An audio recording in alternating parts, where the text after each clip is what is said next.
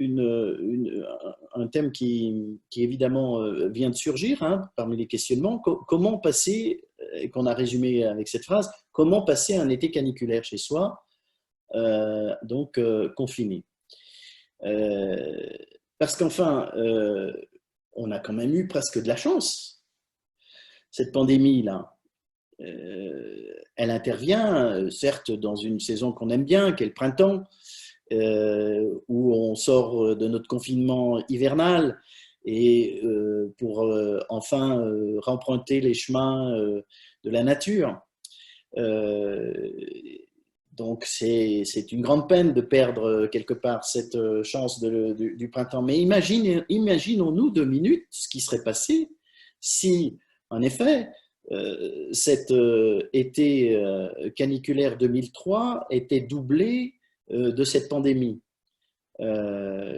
Rappelons juste quand même que cet été caniculaire, il a fait 15 000 morts environ en France, 60% de plus sur le territoire national, 80% en ville, chez nous à Lyon. Hein. C'est donc le pic qu'on voit bien ici. Et ça s'est passé en quelques jours, hein, c'était le début août. Nous en sommes là aujourd'hui, dernière courbe d'hier au soir. On approche probablement des 22 000, 25 000 morts, on ne sait pas encore exactement, mais ce sont des chiffres de l'INSEE et on les voit s'afficher ici. Alors, imaginons une minute que ce pic-là s'additionne avec ce pic-là. Est-ce que l'un plus l'autre ferait la somme? Certainement pas. Beaucoup plus, infiniment plus. Parce que la conjugaison de ces pandémies et de ces étés caniculaires rendrait la vie insupportable. Et ma question, moi qui suis un chantre et un défenseur depuis toujours de nos conceptions bioclimatiques, de l'urbanisme ou de l'architecture, m'interpelle parce que il se trouve que j'ai eu la chance de développer un projet récemment qui nous a mis la puce à l'oreille. On s'en doutait un peu, mais il y a très probablement des limites qui sont franchies et qui vont conduire au fait que nos dispositions bioclimatiques n'y suffiront plus. On va d'abord rappeler que c'est toujours ce phénomène urbain dont on parle, la ville, et peut-être même la grande ville. Parce qu'enfin, la pandémie, elle part et elle arrive d'une ville à une autre. Du fait de l'interconnexion planétaire aujourd'hui, de la mondialisation, elle a permis qu'en quelques semaines, un virus dans un marché chinois, d'une ville secondaire chinoise, arrive dans toutes les capitales et quelques semaines encore, mettent 4 milliards sur 7 et quelques d'humains en confinement. Truc de dingue. Et c'est une maladie de l'urbain et du périurbain, ce que nous disent les écologues, parce que c'est une maladie qui s'installe et se transmet du fait de la densité. Elle arrive par les villes et ensuite elle se propage dans des endroits, le terme employé par les scientifiques s'appelle la densité-dépendance, c'est-à-dire ces virus trouvent effectivement la ressource pour se multiplier, diffuser et évidemment infecter le plus grand nombre. Donc, on voit bien que là, on va se trouver devant non seulement un problème de canicule, mais probablement qui peut se doubler de pandémies qui ont lieu à cet endroit-là. Alors, le phénomène urbain, chez nous, on considère qu'effectivement la tâche urbaine continue à progresser, on le sait, on l'enseigne hein, dans nos formations, mais elle n'a rien à voir, et c'est incomparable avec ce qui se passe dans les pays à forte démographie. Et voir dans des pays comme le Brésil ou aux Philippines, où on déforeste massivement et où on va effectivement à ce moment-là s'installer ou installer des cultures sur des zones qui étaient jusque-là les habitats de la faune sauvage et de la flore. Et c'est cette mise en contact, ce rapprochement, cette omniprésence de l'homme sur les territoires qui, nous disent les écologues, font les passages entre d'abord faune sauvage, braconnage et faune chat, chien, cochon, etc., domestique, et puis ensuite la transmission vers l'homme. On voit bien là que de toute façon, c'est le nœud, c'est que nous ne voulons pas accepter que nous ne sommes qu'une partie du vivant. Nous voulons tout le vivant. À l'échelle de nos villes, donc, la transmission de ces maladies infectieuses, quand on en étudie l'écologie, on se rend compte que pour tenter de combattre cette densité de dépendance,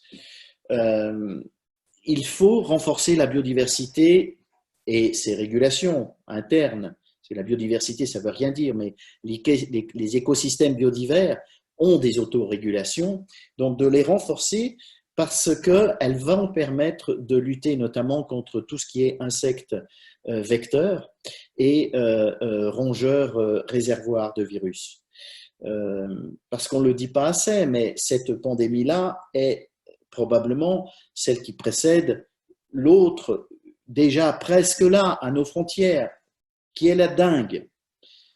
200 cas en Espagne, dont 80 autochtones sont déjà là. Et la dengue, c'est 1,5% de létalité. C'est plus que le coronavirus, ou pareil.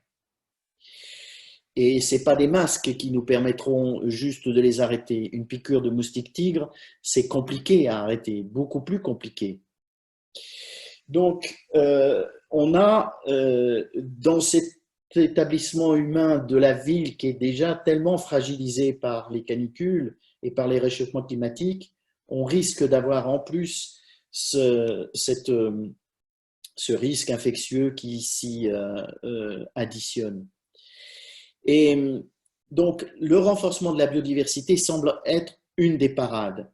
L'autre parade, c'est probablement ce qu'on appelle la modularité, c'est-à-dire en fin de compte une organisation de l'espace qui amène à compartimenter un peu les interactions entre humains, entre animaux, etc. C'est ce que très clairement sous-tend l'idée d'écoquartier, le concept d'écoquartier, parce qu'il met quoi au centre de la réflexion? L'autonomie. L'autonomie en commerce, en service, l'autonomie en travail, l'autonomie en jardin, en nourricier, etc.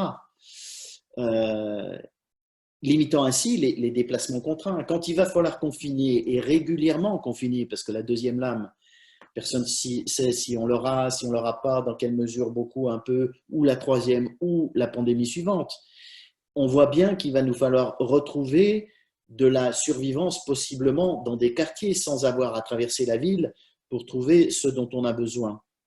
Donc cette idée qu'il faille effectivement, bien sûr, interconnecter les quartiers, mais les rendre autonomes aussi, est probablement une des manières dans l'urbanisme de parer à cette densité dépendance. Il y a une... donc on pourrait dire qu'à cette échelle-là de l'urbanisme, le renforcement du vivant non humain dans l'espace de la ville, dans la tâche urbaine, va accroître sensiblement la résilience de ces villes.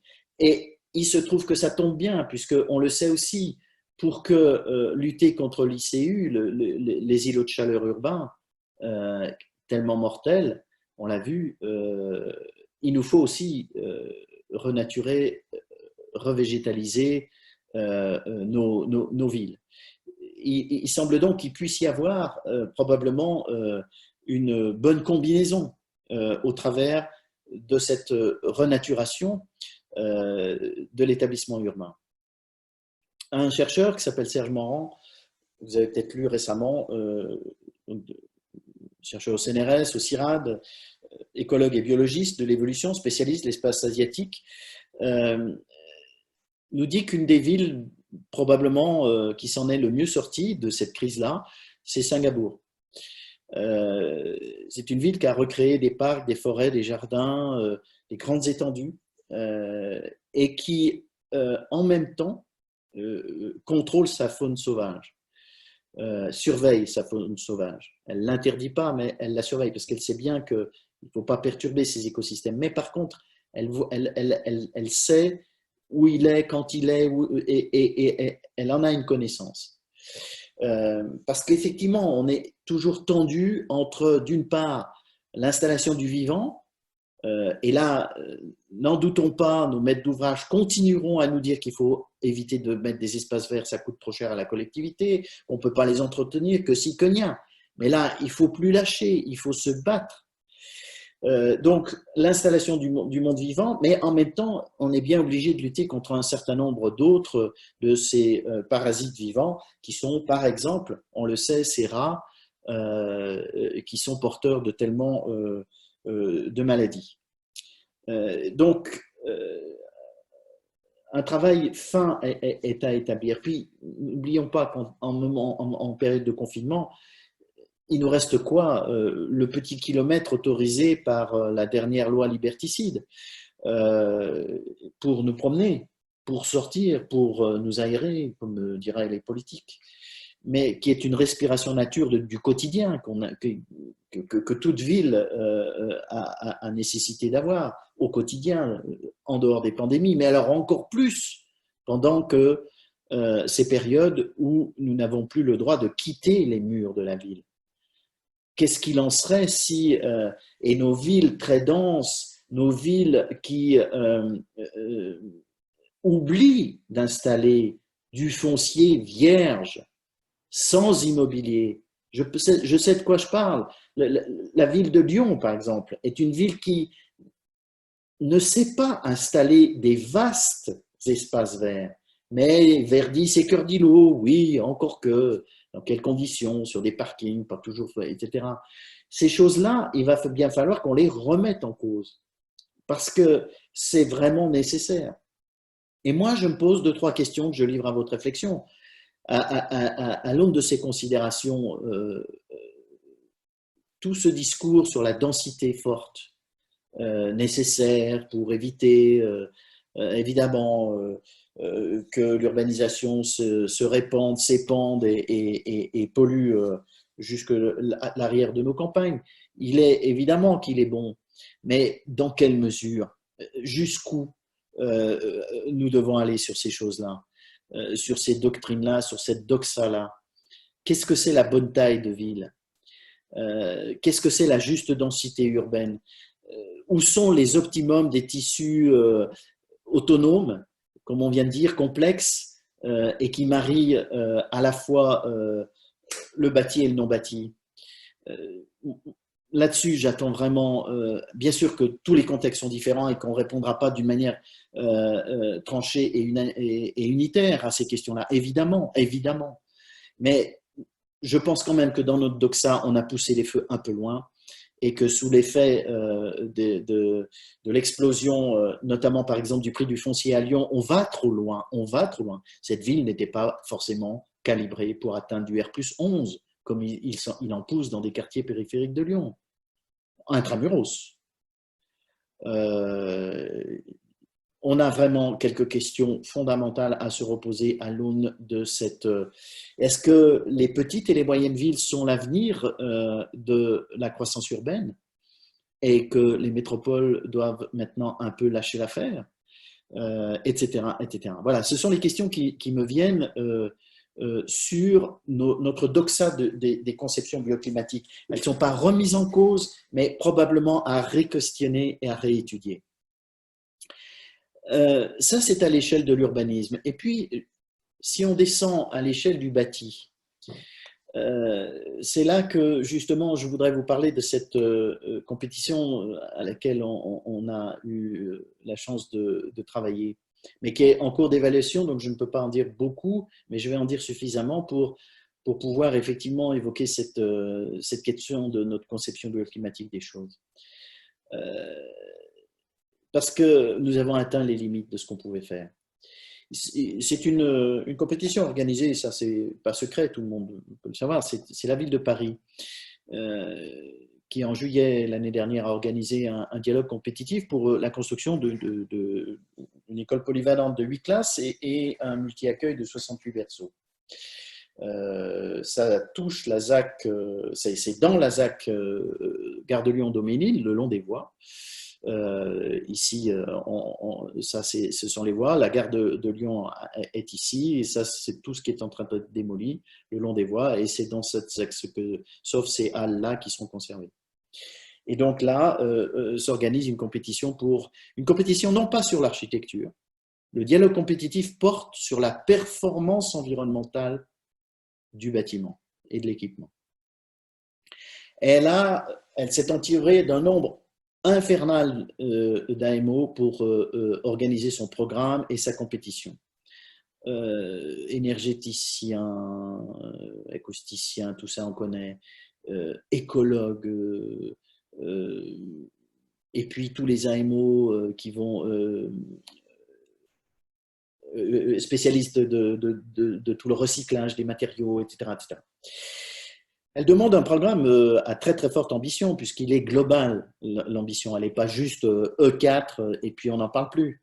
Elle nous dit bien sûr E4C1, ce qui en équipement public, à ma connaissance, n'est pas encore construit, avec des réductions de 60% des consommations moyennes observées en 2010 du parc d'écoles parisien.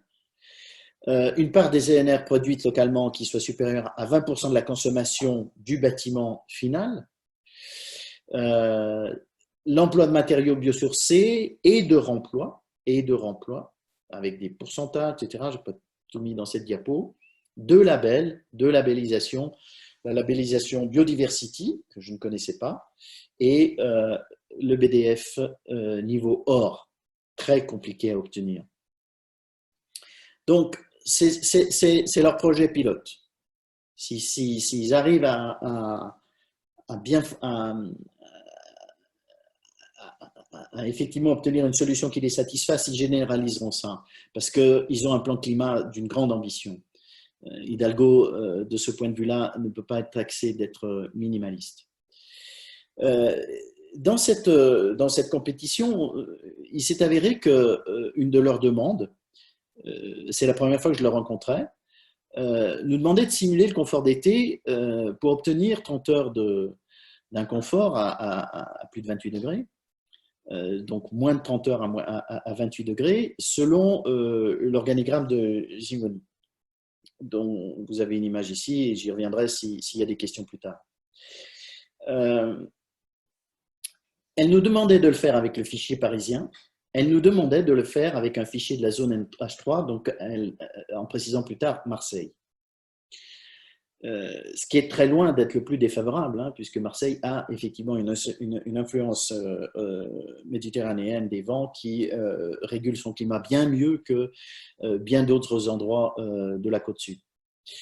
Mais enfin, c'est celui qui nous ont demandé de travailler. Et nous avons d'ailleurs indiqué à la maîtrise d'ouvrage dans nos différentes sessions du dialogue que ça n'était pas du tout le pire et que à Paris, les dernières études suisses nous montrent que très probablement on s'approche de Canberra en 2040, hein, donc Australie, avec un climat continental. Et dans ce cas-là, il est bien meilleur et bien plus proche et pertinent de la réalité de prendre le climat et le fichier de Lyon, qui est probablement même certainement la grande ville, parmi les grandes villes françaises, qui sera la plus touchée, impactée par le réchauffement climatique. On est au bout d'un doigt rouge dans toutes les cartes de réchauffement climatique, puisqu'on est au bout de la vallée du Rhône, que ça s'engouffre par là et ça vient se bloquer contre les montagnes. Donc on sera très probablement plus proche. Mais enfin, on a fait l'exercice avec ce fichier parisien et ce fichier marseillais. Et on obtient 66 heures de dépassement à 28 degrés avec le fichier parisien d'aujourd'hui. On en obtient 411 avec celui de Marseille déjà. Et pourtant, je vous promets, je ne peux pas vous montrer d'image de ce qu'on a proposé et ce qu'on a fait, mais on n'est jamais allé aussi loin dans la mise en œuvre des dispositions bioclimatiques. tout a été mis en œuvre. Un îlot qui est au bord du parc, qui voulait déjà comme une cour oasis, on en a fait un îlot de fraîcheur en faisant grimper tout ce qu'on pouvait, en réinstallant des terrasses de partout, du végétal, il y en a de partout, qui colonisent partout. On établit véritablement un îlot de fraîcheur.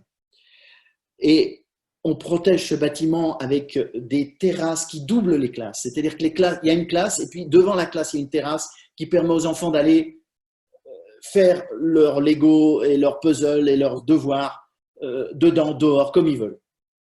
Comme ce que j'ai pu voir, moi, dans mes différents voyages en Europe, notamment de l'Est. Donc des immenses dépassés qui protègent le cœur fermé du bâtiment. Et évidemment, tous les BSO que vous pouvez imaginer, protection solaire de toutes sortes externes, ont été mises en œuvre. Des enveloppes énormes, tout est en bois, en structure bois, donc des énormes possibilités d'isolation.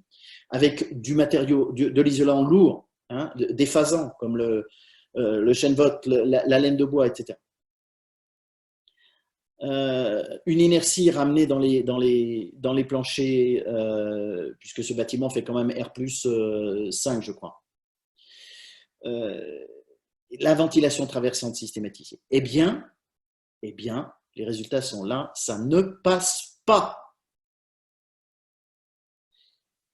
Et ça ne passe pas même en considérant les heures selon le format, le diagramme de Givoni, qui, comme vous le savez, ne se contente pas de faire effectivement du confort sans air, mais il met la VMC, il met la VNAT, il met même des brasseurs d'air.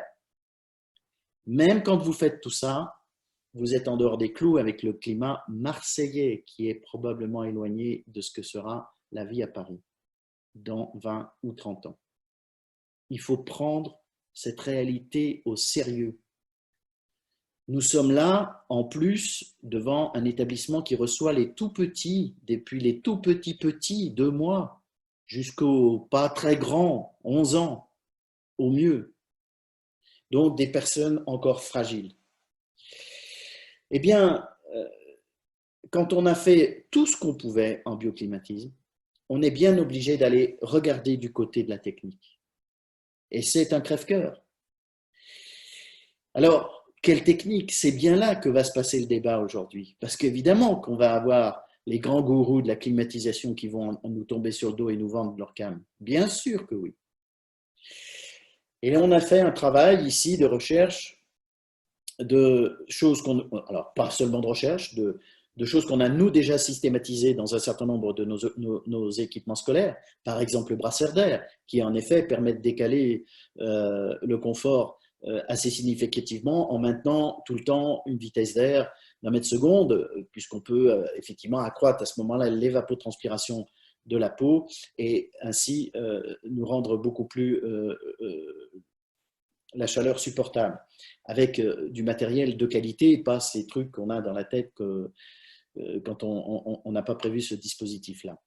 Mais même avec ça, on l'a vu sur le diagramme, c'est insuffisant, ça ne marche pas. Et il faut recourir à du rafraîchissement. Il n'y a pas le choix. Il n'y a pas le choix. Même en groupe scolaire. Et je ne parle pas de l'habitat.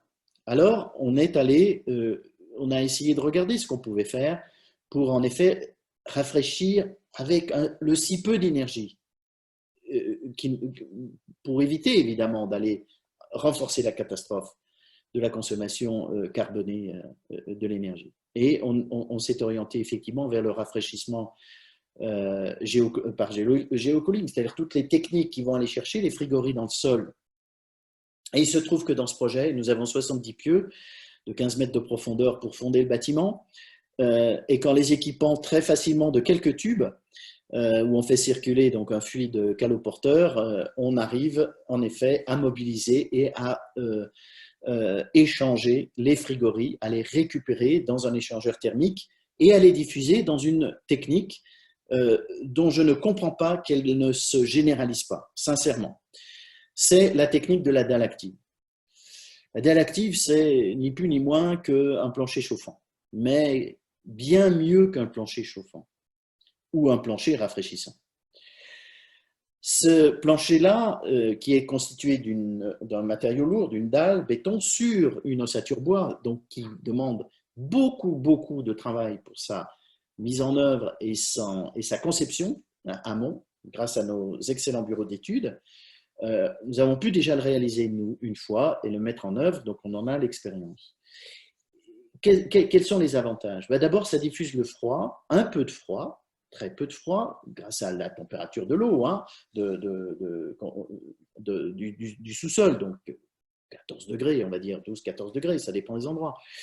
On va donc le diffuser d'une manière radiative. Donc, ce n'est pas les climatiseurs avec la veine d'air qui vous met le torticolis, etc., etc. On va, au contraire, effectivement, avoir une diffusion très soft avec une température très douce.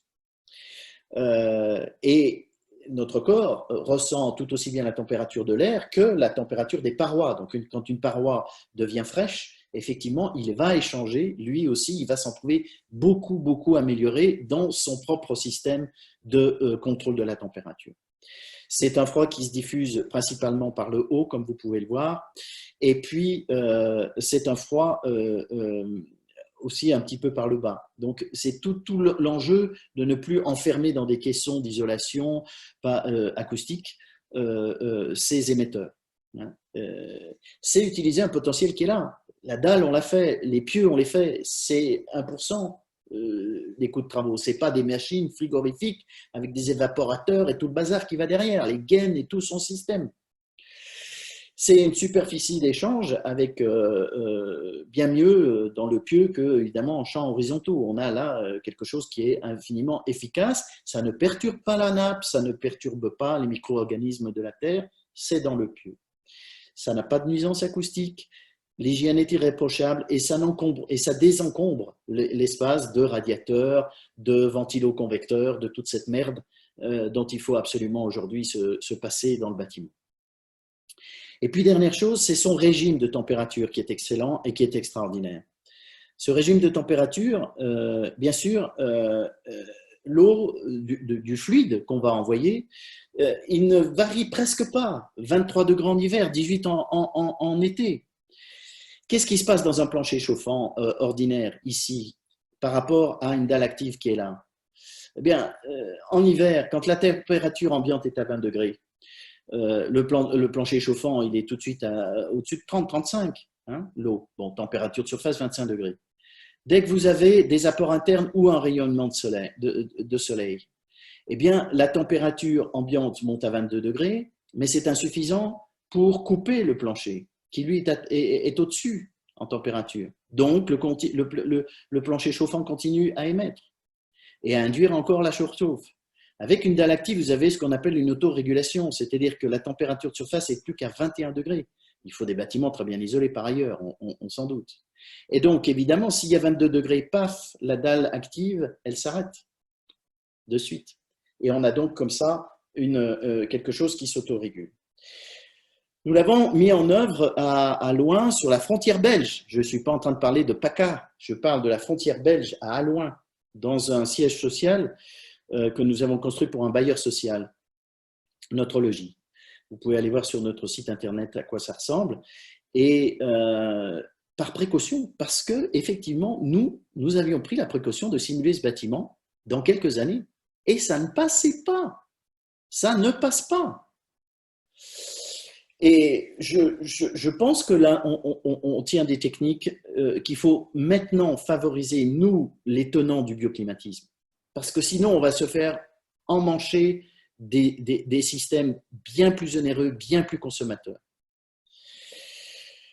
Je voudrais, pour terminer ce deuxième sujet, aborder juste rapidement ce que le confinement doit aussi nous faire réfléchir dans, cette fois, l'espace. Il y a eu une question dans la première partie, on l'a vu. Parce qu'effectivement, même avec un confort thermique amélioré ou supportable, la promotion immobilière nous a enferrés dans des étaux, et plus des logements. Il faut revenir à des surfaces internes dignes de ce nom, vivables. avec des ratios par personne. Il faut l'imposer par la loi. C'est pas le promoteur qui va le faire sinon. Et il faut probablement aller vers beaucoup plus de modularité. Parce qu'enfin, on voit que nos logements peuvent aussi devenir des instances de travail. Et on voit bien que le télétravail va se libérer du joug patronal, qui avait tellement peur que les gens foutent rien chez eux, le bridait. Et on voit que là, d'un seul coup, c'est la solution miracle. Probablement pas si miraculeuse que ça, au demeurant, mais n'empêche. Il faudra bien qu'effectivement, on puisse faire autre chose de nos logements que d'y dormir et d'y manger. Donc, une certaine modularité. Et il faut rendre obligatoire l'espace externe habitable, pas le bout de balconnet de 80 ou 1 mètre de profondeur sur lequel on ne peut rien faire, si ce n'est peut-être fumer sa clope. Mais quelque chose qui permette effectivement à chacun de pouvoir sortir de ses murs. Donc, la pièce de vivre, le salon, il faut l'imposer par la loi. On a fait des recherches, on a eu l'occasion en 2016 de faire un très gros travail de recherche à l'occasion d'une AMI, donc une manifestation d'intérêt, un appel à manifestation d'intérêt lancé par Adif Bois et le PUCA pour les immeubles en bois de grande hauteur, et qui nous a distingués d'ailleurs pour cette proposition d'un grand prix. On a travaillé effectivement des cellules qui permettent de modifier l'espace de la chambre, l'espace du salon, de mobiliser effectivement la terrasse qui est une vraie pièce, un jour comme une cuisine extérieure, c'est très simple à faire, un autre jour comme un salon, un autre jour comme un espace de détente, etc. De pouvoir, sans exploser les surfaces, bien sûr que non, sans exploser, mais en rendant un peu plus qualitatif. Et là, évidemment qu'on va tomber sur un bug, puisque ça n'est pas de la promotion immobilière classique, qui est aujourd'hui une dimension de la finance, très clairement. C'est un endroit pour investir, pour placer son argent avec un peu plus de sécurité que dans l'action ou dans la bourse. Donc, on ne pourra pas faire comme si rien ne s'était passé, et on ne pourra pas non plus compter sur les seules dispositions bioclimatiques. C'est ma conviction à l'issue de ce travail-là. Et donc, ça pose la question des nouvelles manières de fabriquer les abris des humains, en dehors de la promotion classique. Parce qu'elle ne saura pas, elle ne pourra pas, elle ne négociera pas ces surfaces. Et il faut donc bien qu'on trouve les moyens en amont de nous, de mettre en œuvre nos solutions, parce qu'on les a, les solutions, on les a. Parce que le risque, il est quoi? Il y a un grand mouvement qui n'est pas connu, qui est même assez tu jusque-là, d'une sortie de la ville. Depuis 2018, c'est-à-dire les grandes grèves, la paralysie de Paris, etc., on constate, c'est enregistré dans les ventes des agences immobilières, un retour à la campagne significatif, d'une lame un peu de fond comme ça, depuis 2018.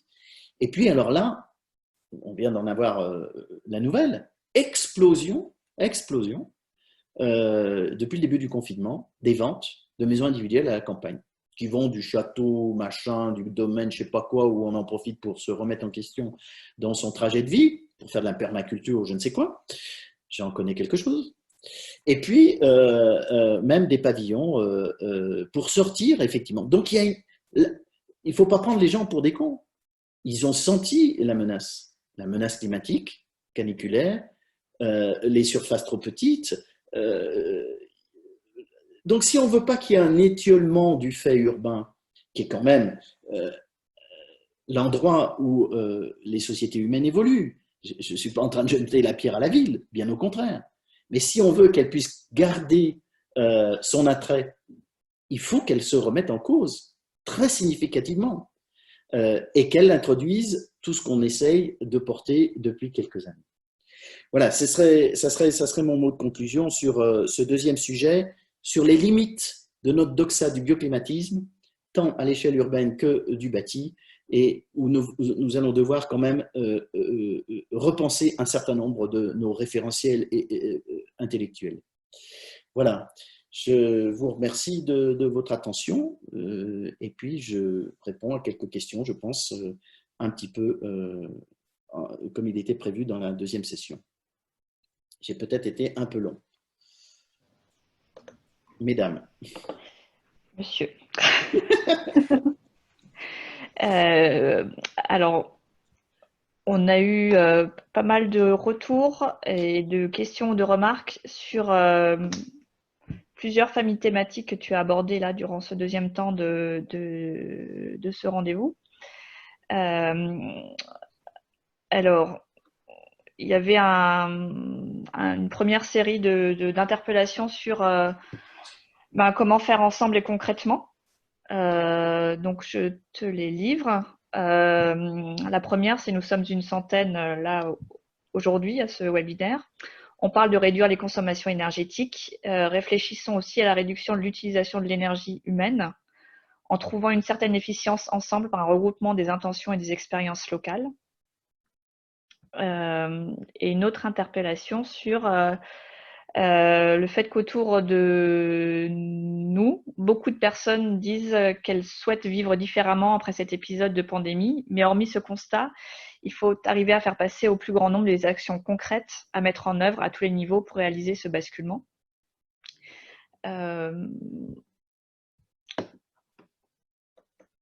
Ensuite, trouver les moyens de mettre en avant des solutions. Par exemple, une proposition, c'était d'intégrer de nouveaux chapitres obligatoires dans les programmes de construction pour poser les jalons de nouvelles exigences et offrir l'opportunité de proposer une foultitude de belles réponses aux professionnels du bâtiment, comme par exemple permettre l'existence d'espaces de solitude pour respirer, rêver, faire ses devoirs, télétravailler, se ressourcer, ce que permettaient nos anciens boudoirs.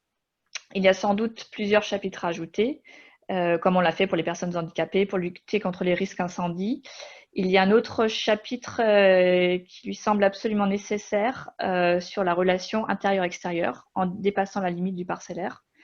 Bref, écrivons nos demandes et nos exigences avant de les mettre en œuvre. Cela lui semblerait intéressant. Nous pourrions proposer des cahiers des charges ou des programmes vierges comme base de rédaction des prochains programmes de construction.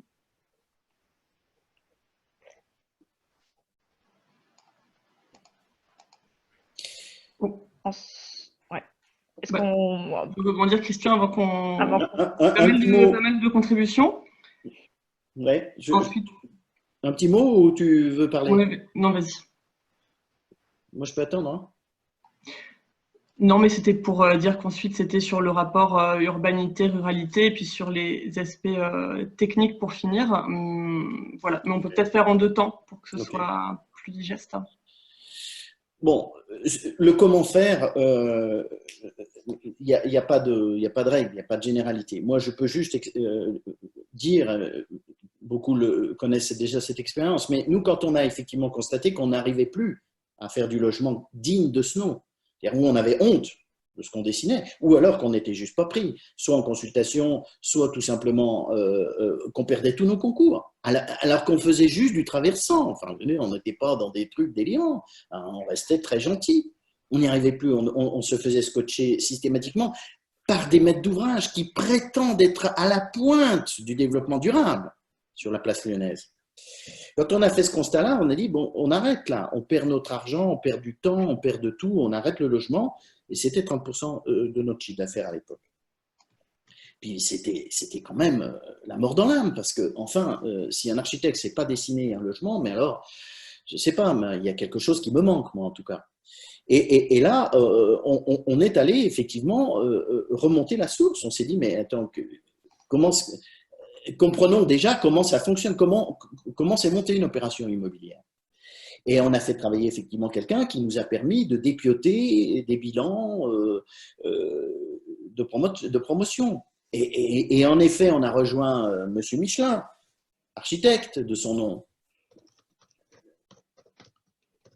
qui avait montré qu'en effet, l'argent n'est pas du tout où il faut et que 35% de l'argent du coût ramené au mètre carré à la fin d'une opération est dans tout sauf les matériaux, les études, etc.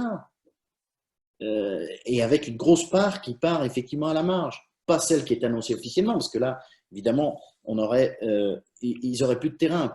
Bon. Donc, on s'est mis en route et on a créé, effectivement, on s'est dit, on n'est pas plus contre les autres, on va chercher du foncier, puis on va monter nos opérations. Et on va le faire au travers d'une SIC, parce qu'on veut que ce soit éthique et écologique. Et que les habitants puissent participer dans un collège à cette société de promotion. Que les maires dans lesquels on va construire puissent rentrer dans le système. Et aujourd'hui, la SIC Habité construit ses premiers logements à Bassins, 98 quand même. On a 3 opérations en tiroir et on nous appelle. C'est-à-dire que les farfelus écolos, je ne sais pas quoi, on nous dit maintenant, à la fin des réunions politiques, là, surtout en ce moment avec les élections, venez, on a besoin de vous. Bon. Donc, ne disons pas, arrêtons de dire que ce n'est pas possible. Ça, c'est faux. C'est le confinement de l'esprit. Chacun doit se réveiller et chacun peut, là où il est, faire quelque chose. Il faut juste qu'il s'écoute, ce qu'on appelle le futur émergent. C'est-à-dire se mettre dans une posture, notamment individuelle, pour entendre vers quoi il faut aller, vers ce dont tu as besoin. J'ai un collègue là, qui est en train de monter un projet autour des vieux, mais juste exceptionnel. Juste exceptionnel. Il y travaille depuis 2 ans. Et il se trouve que la pandémie vient en plein milieu rafler un nombre considérable de nos anciens. Il va rencontrer un succès de dingue. Évidemment, il se met avec l'URSCOP, parce qu'il veut que ce soit solidaire, il veut que ce soit commun, il veut qu'on s'entraîne. Voilà. Donc, si on veut rester simplement des designers de façade, on est cuit, ça, alors je vous le confirme, il n'y a pas besoin d'aller plus loin. Mais si on veut effectivement un tout petit peu élargir nos palettes et faire en sorte qu'on puisse reprendre notre destin en main, s'auto-organiser, pas attendre de l'autre grand là-haut, je ne sais pas quoi, machin, non, ça ne marchera pas. On est obligé effectivement de mettre les mains dans le cambouis en dehors un petit peu de notre spécialité. Voilà ce que je pouvais quand même dire sur... et nous suivons en cela un autre promoteur éthique qui lui est spécialisé dans le bureau. Il y en a d'autres en autopromotion, etc. etc. Voilà. L'idée des cahiers des charges et des programmes vierges me semble une très bonne idée. Il faudrait vraiment qu'il y ait effectivement un petit groupe qui s'attelle à dire le minimum. C'est quoi un bon ratio dans un T2? C'est quoi un bon ratio dans une famille de 4 ou de 5? C'est quoi l'espace extérieur minimal habitable? Oui, en dehors des clous et en posant d'abord l'humain. Et puis après, on verra comment économiquement on y arrive. Si on n'y arrive pas, les compromis. D'accord? Ça me paraît important. Il y a une dernière question, mais je n'ai pas senti une question, j'ai juste entendu un thème ruralité, urbanité. Est-ce que c'est plus précis? Continuer sur les remarques qui nous sont arrivées tout du long de ta présentation. Donc, plusieurs remarques sur ruralité, urbanité. Donc, une première qui propose de réfléchir à une ruralisation, donc de faire des villes plus petites. On vient vivre, exercer sa profession, développer une vie culturelle et sociale en quittant la peur d'être isolé si on quitte la ville. Donc, qui faisait écho au retour à la campagne observé aussi avec la crise actuelle. Une autre... 1 million de Parisiens ont quitté quand même avant le confinement Paris. 1 million de Parisiens. C'est quand même des trucs de dingue, non? Bon, ils y reviendront, heureusement, parce que Parigot, tête de veau, excusez-moi. Attention, il y a dans la centaine de participants. Oui, je les adore tous. Ah, voilà. Une autre réflexion sur la densité urbaine et la limitation de l'étalement urbain qui ne peut pas faire l'économie de repenser les services publics. Leur nature, leur équité de répartition en fonction des attentes des usagers, en considérant la part des services que les usagers pourraient eux-mêmes prendre en charge au service d'un plus grand nombre. On nous rappelle aussi que cette invitation à investir dans les villes moyennes tombe à point nommé vis-à-vis du programme Action Cœur de Ville. Donc, les acteurs de la Banque des territoires sont en demande de compétences et de contributions. On pourra vous partager le lien. et une alerte sur attention à nos campagnes qui se dénaturent également et où il fait parfois n'importe quoi, comme dans les secteurs de campagne beaucoup plus dynamiques et sans trop de culture urbaine et architecturale. Donc, qui faisait écho aussi à ce que tu soulevais en conclusion, Christian, sur éviter l'étiolement du fait urbain. Là où les sociétés humaines évoluent, il faut que la ville se remette en cause. Et une dernière remarque sur les dimensions de nos abris, nos espaces essentiels, les limites entre espaces privatifs, espaces semi-privatifs, mutualisation possible. Proposons de redéfinir les limites de l'intimité et notre capacité à vivre ensemble. Débat sur les clôtures dans les ZAC qui sont virulents et qui illustrent la difficulté de lancer ces questionnements. Et voilà, pour rebondir sur l'habitat participatif, qui essaime des idées de partage dans les programmes classiques. Des pistes intéressantes à creuser. Deux petits mots, parce que je vois que l'heure tourne et qu'on va arriver au bout. Juste deux petits mots. Je discutais encore hier avec Sophie David, qui est la directrice du pôle urbanisme chez Techni, et qui revenait d'une visioconférence, une de plus, au Puy-de-Dôme. Une petite ville, une moyenne ville. Des villes qui ont été déserté, enfin abandonné, lâché, l'industrie qui était là est partie, il n'y a plus d'emplois, il n'y a plus de ça, etc. Mais en fait, quand on regarde cette ville dans son diagnostic, elle a tout, et dans un périmètre d'1 kilomètre. Si vous mettez le cercle autour, dans 1 kilomètre, vous avez tout. Elle s'est épargnée les grandes surfaces dedans, etc. Donc vous avez mais absolument tous les services, vous avez tout le commerce, vous avez tout, etc.